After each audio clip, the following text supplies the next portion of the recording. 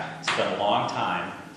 I did want to get back to you on the Highlife Ale that we talked about last time. I know I said I was going to come back and do a taste test, and time got away from me, and I basically had finished brewing just about the time it came of age, and I have one bottle left.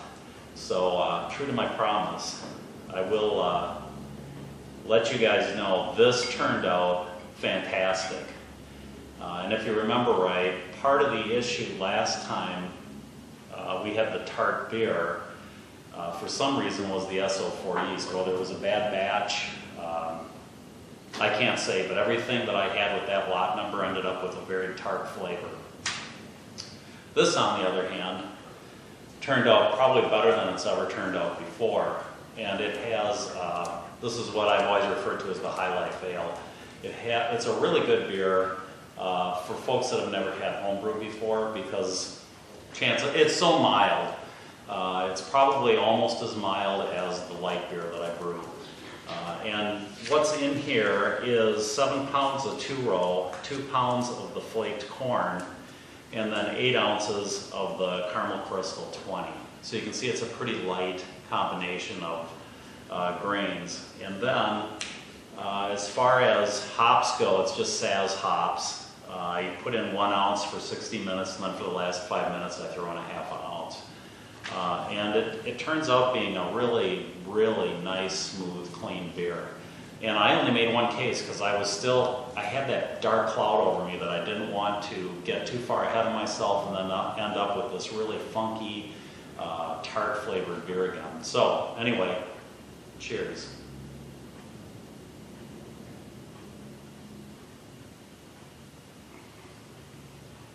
Well, if there's one thing you could say about this beer, it's that it's too drinkable. It has a slightly sweet finish to it, and I think that's because of the flaked corn. Now with 2 pounds in there, and if you plan on brewing this, and I think I'll do another brewing video on it, more step by step this time instead of kind of an overview. But I'm not sure how long flaked corn lasts, but my guess is probably not a real long time, even in airtight bags in an airtight container.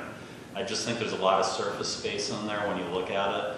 So I would recommend that if you're going to buy the flaked corn, you should kind of get about it and get it done as quick as you can. I wouldn't stretch it out beyond 2 months, but that's just me. I've had flaked corn that I've used, much older than that, and it never turned out this good. But it was good. It was drinkable. It was fine. But this batch has been stellar. And I think part of that is I moved back to my, I think it's SO5 yeast, and everything was fresh. So I just got the ingredients, and I decided to go into it and get it made, and I think that made all the difference in the world. It has a very nice, sweet, smooth flavor. Goes down real easy, and you can see the color. It's got a really nice color on it. Looks like Highlife.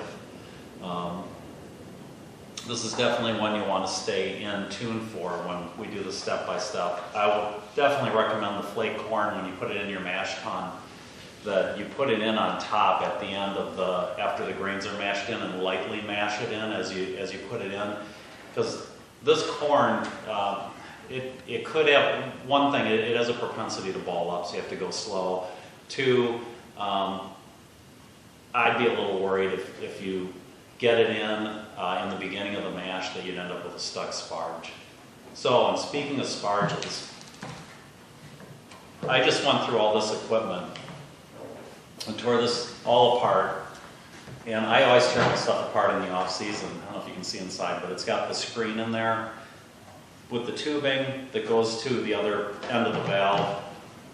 And when I took the thermometer apart and pulled the housing out, it was stained. I mean, it had a stain that I would attribute to the mash.